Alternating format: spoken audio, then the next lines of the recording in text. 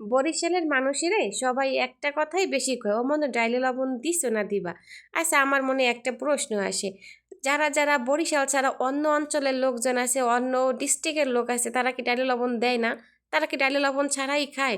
একটু কয়ে যায় আসসালামু তো। আলাইকুম, সবাই কেমন আছেন? আশা করি সবাই খুব ভালো আছেন। আলহামদুলিল্লাহ, আমিও আপনাদের দোয়া এবং আল্লাহর রহমতে খুব ভালো আছি। তো আজকে রান্না করেছিলাম ডাল দিয়ে লাউ। তো আজকে আসেন এই রেসিপিটা আপনাদের সাথে শেয়ার করি। আপনার ঘরে থাকা যে কোনো ডাল দিয়ে আপনি লাউ দিয়ে রান্না করতে পারবেন। মসুর ডাল, মুগ ডাল, তারপরে যে কোনো ডাল দিয়ে আপনি রান্না করতে পারেন। তো আমি নিয়েছিলাম মসুর ডাল, আর ডালও আমি একটু কম নিয়েছি, কারণ যেহেতু লাউটা ছোট, বেশি একটা বড় না। ডাল দিয়ে লাউ এই রান্নাটা হয়তো কম বেশি সবাই পারে, তবে যারা প্রবাসী ভাইরা আছে, যারা নতুন আসছে এই প্রবাসে, ভিডিওটা তাদের হয়তো একটু উপকারে আসতে পারে। মসুর ডালটাকে আমি কয়েকবার হাত দিয়ে সুন্দরভাবে চটকে চটকে ধুয়ে নিয়েছি। এবার এটাকে সিদ্ধ করার জন্য একটা হাঁড়িতে দিয়ে দিলাম, আর সাথে দিয়ে দিলাম কয়েকটা কাঁচামরিচ। তবে এখানে একটা বিষয় খেয়াল করতে হবে যে এই যেটা আমরা যে লাইনের যে পানিটা আছে, বেসিং এর যে পানি, ওই পানি কিন্তু ডাউলে দেওয়া যাবে না। অনেকেই আছে যে এই পানিটা দিয়ে ডাল রান্না করে, আসলে এই পানিটা দিলে ডাল কিন্তু ভালোভাবে সিদ্ধ হয় না। অনেকেই তো আছে যে একটু টাকা বাঁচানোর জন্য সে বেসিং থেকেই পানি রান্নার জন্য ব্যবহার করে, কিন্তু আসলে এটা একদমই নিরাপদ না। যেহেতু আমরা প্রবাসে থাকি, আমাদের একটু কিন্তু চেক করে অবশ্যই চলতে হবে। খাবার দাবার ব্যাপারে অবশ্যই আমাদের একটু সতর্ক থাকতে হবে। চুলাতে ডাল সেদ্ধ দিয়ে এবার চলে আসলাম লাউ কাটার জন্য। আর লাউটা দেখো, আমি কিন্তু বেশি একটা ছোটও না আবার বড়ও না, মিডিয়াম সাইজের কেটে নিচ্ছি। আর এখানে আমি পুরোটা লাউই দিয়ে দেবো, কারণ লাউটা অনেক ছোট ছিল।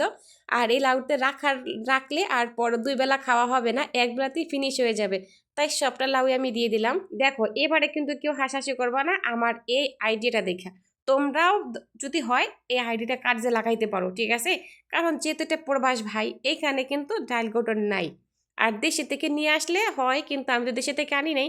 তাই কি আর করার আছে, আমি এইটা দিয়েই আমার ডালটাকে একদম ফিনিশ করে নিয়েছি। আমার ডাল গোটা শেষ। এবারে দিয়ে দিলাম পরিমাণ মতো লবণ, আর দিয়ে দিলাম হলুদের গুঁড়া। ডালটা যখন বলক চলে আসলো তখন দিয়ে দিলাম লাউ এর ভিতরে। হাঁড়ির একটু ছোট হয়ে গেছে, কিন্তু কোনো ব্যাপার না। লাউটা যখন সিদ্ধ হয়ে যাবে তখন কিন্তু অল্প পরিমাণে হয়ে যাবে, দেখো। আর দেখো, আলহামদুলিল্লাহ কত সুন্দর একটা কালার আসছে ডাউলে আর লাউতে। আলহামদুলিল্লাহ, দেখেই কিন্তু মনটা ভরে যাচ্ছে, কারণ অনেক সুন্দর একটা কালার আসছে। আর এখানে লাউটা সিদ্ধ করা শেষ, দিয়ে দিলাম অল্প পরিমাণে ধনিয়া পাতা। কি আর বলবো, বিশ্বাস করে সত্যি কথা বলছি, নিজে রান্না করছি এই জন্য না, এত ভালো হয়েছিল এই ডাউল আর লাউ রান্না করাটা, এত ভালো হয়েছিল যে আমি অনেকগুলা ভাত খেয়েছি আলহামদুলিল্লাহ। কড়াইতে এবার রসুন দিয়ে দিলাম, তেল দিয়ে দিলাম, আর পেঁয়াজ দিয়ে দিলাম। এবার এটাকে সুন্দরভাবে ভেজে নেব। পেঁয়াজ আর রসুনটা সুন্দর করে ভাজার পরে সে ডালের ভিতরে ফোড়ন দিয়ে দেব। অনেকের ভাষায় অনেকটাই বলে, আমরা ফোড়ন বলি, কেউ বাগার বলে, কেউ তেলে দেওয়া বলে, অনেকে অনেক ভাষা বলে। যাই হোক, এটা কোনো ব্যাপার না, যার যার আঞ্চলিক ভাষা। তো আজকে ডাল রান্নাটা কিন্তু এইখানেই শেষ। আলহামদুলিল্লাহ, খুব ভালো হয়েছিল।